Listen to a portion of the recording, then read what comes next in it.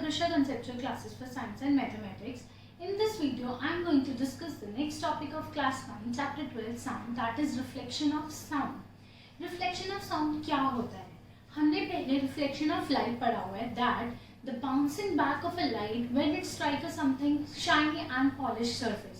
Light कब bounce back करती है? जब किसी शाइनिंग और पॉलिशिंग सरफेस को टकराती है और तब वापस आती है, तो हम उसको क्या बोलते हैं? Reflection of light. ठीक है. In the similar way reflection of sound क्या होता है? The bouncing back of a sound when it strikes some hard surface. किसी hard surface, hard and solid surface से टकरा के साउंड जब वापस आती है, उसको हम क्या बोलते हैं? Reflection of sound. Reflection of sound के लिए you need hard and solid surface. Surface can be rough, surface can be polished. ठीक है. रफनेस और पॉलिशिंग से कोई फर्क नहीं पड़ता रिफ्लेक्शन ऑफ साउंड के लिए, लेकिन it should be hard surface, it should be solid surface. ठीक है. अगर मैं बात करूँ सम सॉफ्ट सरफेस, तो सॉफ्ट सरफेस जो होगा it is a good absorber of sound. ठीक है. वो एब्जॉर्ब कर लेगा साउंड को, वो रिफ्लेक्ट नहीं करेगा. तो रिफ्लेक्शन ऑफ साउंड के लिए क्या होना चाहिए? हार्ड सरफेस होना चाहिए और सॉलिड सरफेस होना चाहिए. Like metal sheet. ठीक है. Metal sheet is very hard in nature. Cliff, जो क्लिफ्स होती है सी साइड के पास, जो बड़े बड़े पहाड़ होते हैं, या नॉर्मल भी, it's not necessary C side, कहीं भी जो बड़े बड़े पहाड़ होते हैं, माउंटेन्स होते हैं, that is also good reflector of sound. ठीक है. Metal sheet I have said. ठीक है. Next is hard would. ठीक है. Hardwood is also a good reflector of sound. तो साउंड की रिफ्लेक्शन के लिए आपको क्या चाहिए? हार्ड सरफेस चाहिए और सॉलिड सरफेस चाहिए. ठीक है. इट कैन बी पॉलिश्ड और रफ, उससे उसको कोई फर्क नहीं पड़ता. जैसे रिफ्लेक्शन ऑफ लाइट दो लॉज ऑफ रिफ्लेक्शन को फॉलो करती है, रिफ्लेक्शन ऑफ साउंड भी उन्हीं दो लॉज को फॉलो करता है. What is that two laws of reflection? That incident ray, the reflected ray and the normal all lie in the same plane. In the similar way, reflected sound, the incident sound, the reflected sound and the normal all lie in the same plane. ठीक है. Incident sound, reflected sound and normal सारे same plane में lie करते हैं. What do you mean by plane? Suppose this is a hard surface. ठीक है. यहाँ से मैं बोल रही हूँ, मेरी sound यहाँ जाके टकरा के इसी तरफ वापस आ रही है. It is not going inside the board और इन द अपवर्ड डायरेक्शन और इन द डाउनवर्ड डायरेक्शन, वो इसी प्लेन में वापस आ रही है. जिस प्लेन से साउंड गई थी उसी प्लेन में साउंड वापस आ रही है. ठीक है. तो this is called first law of reflection of sound, that is incident sound, the reflected sound and normal at the point of incidence all lie in the same plane. ठीक है. And the second is the angle of incidence is equal to angle of reflection. Okay. तो जो normal होता है, what do you mean by normal? पहले हम normal समझते हैं क्या होता है. सपोज ये एक सरफेस है, यहाँ गई साउंड, टकराई. कहाँ पे टकराई? यहाँ पे टकराई. तो this is called point of incidence. इसको हम क्या बोलेंगे? Point of incidence. Point of incidence पे we will make a 90 degree angle. हम क्या बनाएंगे? एक 90 डिग्री एंगल बनाएंगे. इस पॉइंट पे हमने एक 90 डिग्री एंगल ड्रॉ किया. That 90 degree angle is between that surface and this line. ठीक है. इस लाइन को हम क्या बोलेंगे? Normal. Normal always make 90 degree angle with the surface at the point of incidence. Suppose अगर साउंड अगर यहाँ जाके यहाँ टकराती, तो this would be called point of incidence. तो यहाँ पे आप नॉर्मल ड्रॉ करते, यहाँ पे आप 90 डिग्री बनाते. ठीक है. तो नॉर्मल हमेशा कहाँ बनता है? पॉइंट ऑफ इंसिडेंस पे बनता है. ठीक है. एंड यहाँ पे वापस साउंड आ जाती. ठीक है. तो दिस इज कॉल्ड नॉर्मल. अब एंगल ऑफ इंसिडेंस क्या होता है? आपने ये सरफेस बनाया, यहाँ पे साउंड गई, टकराई, यहाँ पे हमने क्या बनाया? Normal, that is 90 degree. हम इसको डॉटेड लाइन बनाते हैं because this is imaginary line, ये एग्जिस्ट नहीं करती. दिस इज इमेजिनरी लाइन, ये हमने अपने माइंड से क्रिएट की है. ठीक है. और वापस साउंड यहाँ वापस आ गई. तो angle between that incident sound and the normal is known as angle of incidence. Angle of incidence क्या होगा? इंसिडेंट रे और नॉर्मल के बीच में जो एंगल होगा उसको हम एंगल ऑफ इंसिडेंस बोलेंगे. And the reflected sound and normal के बीच में जो एंगल होगा उसको हम एंगल ऑफ रिफ्लेक्शन बोलेंगे. ठीक है. तो आपको एंगल ऑफ इंसिडेंस समझ में आ गया, एंगल ऑफ रिफ्लेक्शन समझ में आ गया, नॉर्मल समझ में आ गया, incident sound and the reflected sound, ठीक है। अब शो करने के लिए, प्रूफ करने के लिए laws of reflection of sound, we will conduct a experiment. इस एक्सपेरिमेंट में आप क्या करेंगे, एक साउंड रिफ्लेक्टर लीजिए, दैट इज ड्राइंग बोर्ड, एक ड्राइंग बोर्ड लीजिए which is very hard and solid surface, उसको आप एक वॉल के पास रख दीजिए। सपोज मैंने यहाँ पे रख दिया, ठीक है। मैंने 2 कार्डबोर्ड ट्यूब्स लिए अराउंड 50 सेंटीमीटर लॉन्ग और 3 सेंटीमीटर इन डायमीटर, ठीक है। और मैंने इस बोर्ड से 5 सेंटीमीटर की दूरी पे कुछ एंगल बनाते हुए उसको रख दिया। आर्बिट्ररी आप कुछ भी एंगल ले लीजिए और उसको आप यहाँ पे रख दीजिए। सपोज 60 डिग्री ले लिया, ठीक है। मतलब मैंने क्या किया, एक मैंने 60 डिग्री का एंगल लिया, या आप 60 डिग्री छोड़ दीजिए, अभी आप कार्डबोर्ड ट्यूब को आप ऐसे ही रख दीजिए, ठीक है। इट इज लाइक आपने बोर्ड लिया और आपने कार्डबोर्ड को ऐसे रख दिया, ठीक है। इस कार्डबोर्ड एंड पे आपने क्लॉक लगा दी। क्या लगा दी आपने, क्लॉक लगा दी, ठीक है। हमने 2 कार्डबोर्ड ट्यूब लिए सेम लेंथ और सेम डायमीटर की।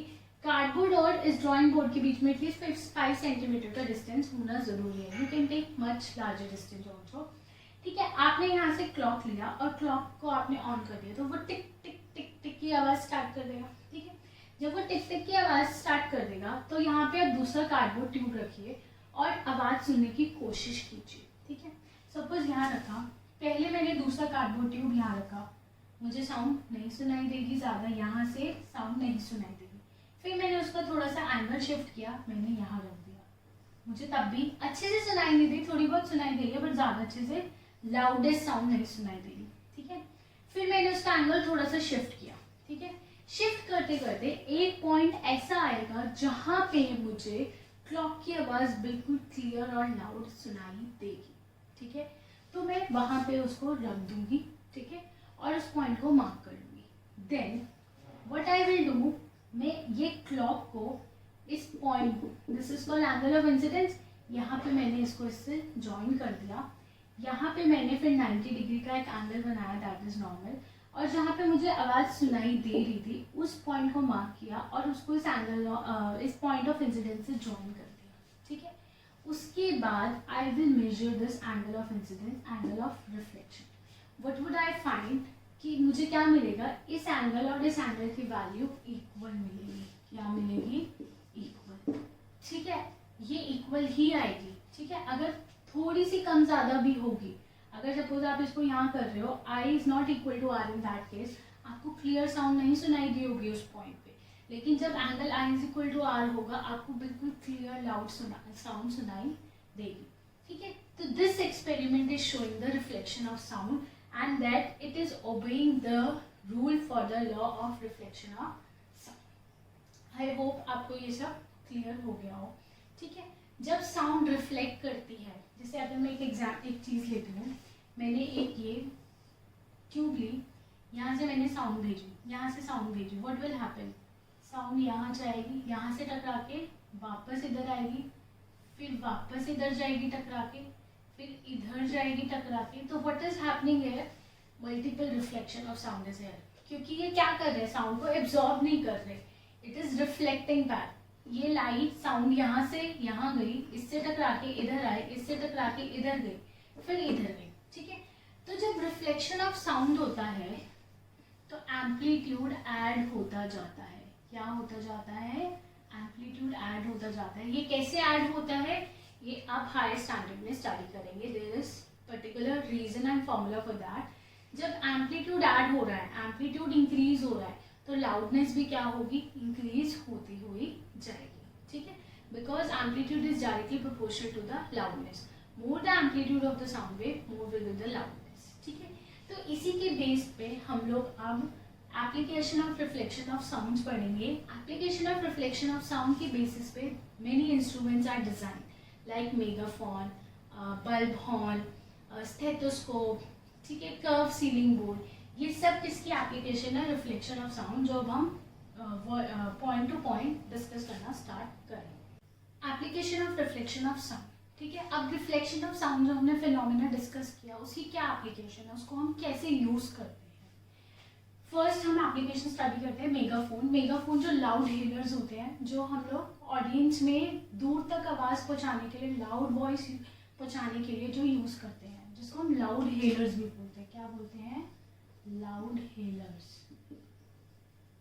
बल्ब हॉर्न जो बसेस में, अगर आप कभी डीटीडीसी या डीटीसी की बस में ट्रैवल किया हो तो ऐसे ऐसे बजा के उसमें साउंड प्रोड्यूस होती है, that is called bulb horn. And musical instrument like trumpets or shennai, they are all designed to send sound in a particular direction without spreading it on all direction. तो ये जो सारे instruments हैं, ये क्या use करते हैं? Reflection of sound. ये क्या करते हैं? साउंड को रिफ्लेक्ट करते हैं एक पर्टिकुलर डायरेक्शन में। जिस साइड ऑडियंस है उस साइड हम बोलते हैं और उसी साइड उस साउंड को पहुंचाते हैं। ठीक है, उस साइड वो बहुत ज्यादा लाउड साउंड पहुंचाते हैं। लाउड साउंड कैसे पहुंचाएंगे? एम्पलीफाई करके। ठीक है, हम एक साउंड प्रोड्यूस कर रहे हैं, उसको लाउड कैसे कन्वर्ट करेंगे? जब उसका एम्पलीट्यूड इंक्रीज होगा। एम्पलीट्यूड कैसे इंक्रीज होगा? During the reflection of sound. क्योंकि हमने अभी पढ़ा, जब रिफ्लेक्शन ऑफ साउंड होता है तो एम्पलीट्यूड ऐड हो जाता है, साउंड बिकम लाउड। ठीक है, तो इन सब इंस्ट्रूमेंट्स की डिजाइनिंग कैसे है? इन सब इंस्ट्रूमेंट्स में कॉमन थिंग क्या है? There must be a narrow tube. Narrow tube के बाद एक कॉनिकल सेक्शन होगा। ठीक है, तो यहाँ पे हम लोग साउंड बोल रहे हैं, या बल्ब हॉर्न में यहाँ पे एक बैलून टाइप स्ट्रक्चर होता है, उसके अंदर एयर भरी होती है, उसको हम प्रेस करते हैं, जिसकी वजह से एयर वाइब्रेट होती है और साउंड प्रोड्यूस करती है। या हम जब बोल रहे हैं, ठीक है, जब हम बोल रहे हैं बल्ब हॉर्न में या म्यूजिकल इंस्ट्रूमेंट्स में, जब हम एयर को ब्लो करते हैं तो एयर वाइब्रेट करती है और साउंड प्रोड्यूस करती है। वो साउंड कहाँ एंटर करेगी? इस नैरो ट्यूब में। और आपको पता है इस नैरो ट्यूब में जाके क्या होगी? उसकी रिफ्लेक्शन ऑफ साउंड होगी। मैंने यहाँ पे दो साउंड वेव शो किया, एक ब्लैक कलर से और एक रेड कलर से। There multiple sounds produced here. ठीक है, जब ये साउंड प्रोड्यूस्ड हो रही है तो होते हुए क्या होगा? इसका रिफ्लेक्शन ऑफ साउंड होगा। It will undergo reflection of sound inside this narrow tube. और जब ये नैरो ट्यूब से कॉनिकल सेक्शन में आएगी तो यहाँ पे भी रिफ्लेक्शन ऑफ साउंड होगा और सारी साउंड इसी डायरेक्शन में कैरी फॉरवर्ड हो जाएगी। अब यहाँ पे रिफ्लेक्शन ऑफ साउंड कैसे करोगे? This is curved surface. यहाँ पे नॉर्मल ये बनेगा, क्योंकि ये 90 डिग्री हमें बनाना है। यहाँ पे 90 डिग्री ये बनेगा, क्योंकि दिस इज कर्व्ड सरफेस। ये कर्व्ड सरफेस है तो यहाँ पे ऐसे 90 डिग्री बनेगा। 90 डिग्री ऐसे नहीं कि प्लेन सरफेस के लिए ऐसे है, इसके लिए कहीं आप ऐसे मत बना देना। This is not 90 degree. 90 degree कैसे बनेगा? इस तरह से बनेगा, जो भी पॉइंट होगा। ठीक है, तो सारी साउंड कहाँ जाएगी? इस फॉरवर्ड डायरेक्शन में ट्रैवल करेगी। तो this is how the megaphone, bulb horns and musical instruments, they are all designed in such a way that sound is sent in a particular direction with increases amplitude, due to which is loudness is increased, and they are spreading it in all direction. They are not spreading it in all direction. They are going, all sound is going in a forward direction only. ठीक है, next is stethoscope. Stethoscope क्या होता है? It is medical instrument. आपको पता है, medical instrument which is used to hear the sound inside our body parts like lungs और heart beat. ठीक है, heart beat, specially heart beat को सुनने के लिए स्टेथोस्कोप यूज किया जाता है। स्टेथोस्कोप में this is ear piece, this is chest piece, this is diaphragm, और ये दोनों ज्वाइंट होते हैं with the help of rubber tube. क्या होता है, जब हम इसको चेस्ट पे रखते हैं, चेस्ट पीस को जब हम चेस्ट या हार्ट के पास रखते हैं तो वहां से साउंड निकल रही है, क्योंकि हमारा हार्ट बीट प्रोड्यूस कर रहा है। ठीक है, इट इज थ्रोबिंग, ठप ठप लब लब ढप लब वो कर रहा है, तो वहां से साउंड प्रोड्यूस हो रही है। वो साउंड क्या करेगी? डायफ्राम की मेम्ब्रेन को वाइब्रेट करेगी। क्या करेगी? डायफ्राम की मेम्ब्रेन को वाइब्रेट करेगी, and due to the vibration of diaphragm यहाँ पे क्या प्रोड्यूस होगा? साउंड। क्योंकि साउंड कब प्रोड्यूस करता है? जब भी कोई ऑब्जेक्ट वाइब्रेट करता है तो साउंड प्रोड्यूस्ड होती है। डायफ्राम वाइब्रेट करेगी तो it will produce sound waves, and these sound waves will travel inside this rubber tube, and inside rubber tube multiple reflection of sound takes place, and due to multiple reflection its amplitude increases, its loudness will increase, and it will travel to rubber tube through earpieces. Sorry, it is traveling to earpieces through rubber tube, and then it will enter into the ears of the doctors or whoever the person is using this. ठीक है, उसकी years में पहुंचेगी और उसको sound easily Audible हो जाएगी। ठीक है, तो these are the two reflection application of reflection of sound. Next application अभी हम स्टडी करेंगे इसके बाद। Okay, third application of reflection of sound is sound board. Big halls में क्या होता है, sound is easily absorb by the ceiling, chairs, carpets, clothes of the person sitting there, seats, जो सीट्स का मटेरियल जो बना होता है वो भी क्या करते हैं, साउंड को एब्जॉर्ब करते हैं, जिसकी वजह से साउंड सुनाई नहीं देगी, क्योंकि साउंड सारी एब्जॉर्ब हो जाएगी तो बहुत कम आवाज आएगी। ठीक है, तो उस थिंग को सॉल्व करने के लिए साउंड बोर्ड यूज किया गया। साउंड बोर्ड क्या होता है, कर्व्ड बोर्ड होता है, this is curved board which is placed at the behind of speaker. जैसे अगर मैं यहाँ बोल रही हूँ, मेरी तेज आवाज आप लोगों तक पहुंचाने के लिए जो मेरे सामने ऑडियंस बैठी है उनको वो आवाज पहुंचाने के लिए मेरे पीछे साउंड बोर्ड लगाया जाएगा। ठीक है, तो साउंड बोर्ड जो है वो कर्व्ड होता है। क्या होता है, कर्व साउंड बोर्ड होता है। और जो पर्सन जिसको बोलना है, जो माइक है, स्पीकर है, उसको कहाँ पे रखते हैं, focus of the sound board. ठीक है, कनकेव साउंड बोर्ड। एक्चुअली होता क्या है, कनकेव सरफेस आपने रिफ्लेक्शन में पढ़ा हो तो, अगर ये कनकेव सरफेस होता है जब हम रिफ्लेक्शन ऑफ लाइट पढ़ते हैं, ठीक है, तो यहाँ से इसका ये कनकेव सरफेस क्या होगा, किसी एक सर्कल का पार्ट होगा। ठीक है, उस सर्कल के पार्ट से हमने क्या काटा है, एक कनकेव सरफेस को कट किया है। इस सर्कल का क्या होगा, एक सेंटर होगा। ठीक है, सेंटर से यहाँ तक एक लाइन ड्रॉ कीजिए। ठीक है, इसका एक हाफ कीजिए। क्या करेंगे, हाफ। जहां पे ये हाफ डिस्टेंस होगा उस पॉइंट को हम फोकस बोलते हैं। क्या बोलते हैं, फोकस बोलते हैं। ठीक है, तो यहाँ पे भी कनकेव साउंड बोर्ड का हमने क्या निकाला, फोकस निकाला। ठीक है, मतलब ये एक बहुत बड़े सर्कल का पार्ट होगा, उस सर्कल का यहाँ पे कोई सेंटर होगा, उस सेंटर को यहाँ से ज्वाइन किया और उसको हाफ किया, तो this point will be the focus. ठीक है, फोकस पे ऑब्जेक्ट रखा, मतलब जहां से साउंड प्रोड्यूस हो रही है वहां से क्या होगी, साउंड वेव रिलीज होगी। The sound wave which is going in this direction, obviously sound will go in the forward direction also, तो वो तो वहां तक पहुंच जाएगी।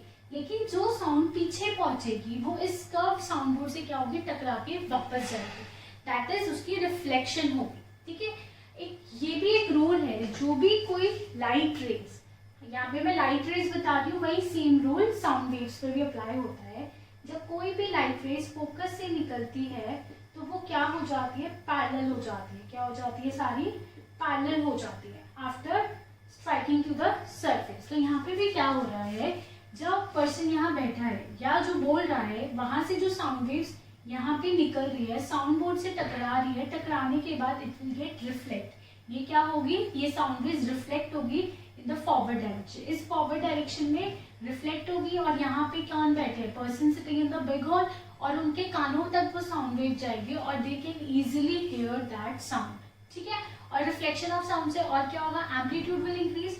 एम्पलीट्यूड इंक्रीज होगा तो क्या होगा, लाउडनेस विल ऑल्सो इंक्रीज। ठीक है, इन द सेम वे अगर आपने कभी नोटिस किया हो, जितने भी कॉन्फ्रेंसेस हॉल्स होते हैं, सिनेमा हॉल्स होते हैं, उनकी जो सीलिंग्स होती है वो बहुत ज्यादा क्या बनाई जाती है, कर्व बनाई जाती है। क्यों, कर्व का रीजन भी यही है। सेम यहाँ पे ऑडियंस बैठी है, यहाँ पे कोई स्पीकर है या पियानो बजा रहा है या कोई भी माइक है।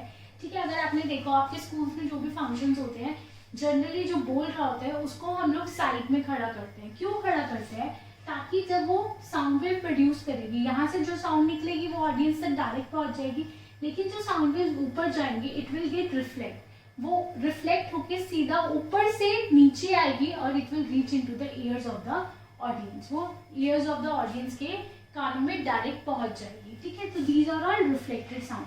तो इसीलिए जितने भी कॉन्फ्रेंसेस हॉल्स, मूवी हॉल्स या फिर कॉन्सर्ट हॉल्स होते हैं, उनकी सीलिंग कर्व्ड बनाई जाती है, ताकि मैं यहाँ से बोल रही हूँ तो यहाँ से यहाँ टकराएगी। मतलब इट्स नॉट ओनली कि यहाँ से यहाँ टकरा के जा रही है, इधर भी जाएगी, साउंड जो है वो मल्टीपल डायरेक्शन में निकल रही है, इधर भी जाएगी टकरा के, फिर रिफ्लेक्ट होके डायरेक्ट ऑडियंस के कानों तक पहुंचेगी।